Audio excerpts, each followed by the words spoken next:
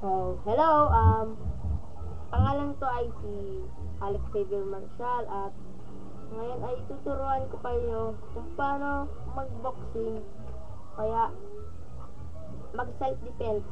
So, simulan natin sa pag-shadow boxing.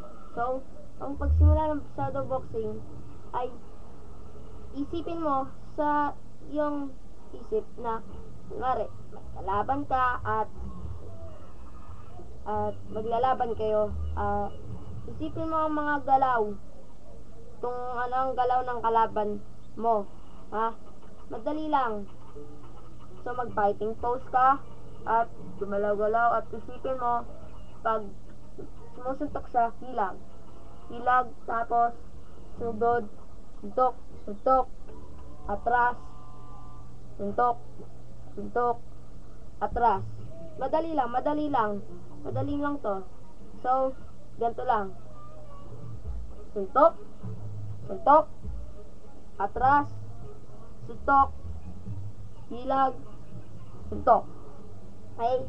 Mas mabilis naman Parang ganun rin ang ginagawa ni Manny Pacquiao. So, madali lang to. Okay? Suntok, suntok, hilag, suntok, suntok, suntok, atras, suntok, tapos suntok sa tiyan. Dali lang.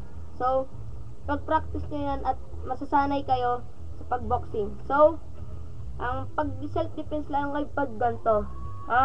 Kaya, kung gusto nyo, ganito.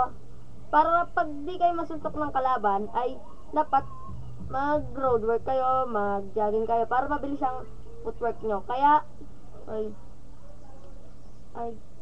mabilis naman yung pag-footwork nyo dapat.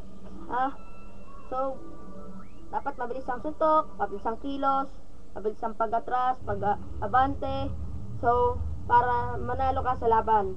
So, ito po ulit sa Alex Xavier Marcial at tuturuan ko po kayo ulit sa next time. Salamat po sa inyong panonood.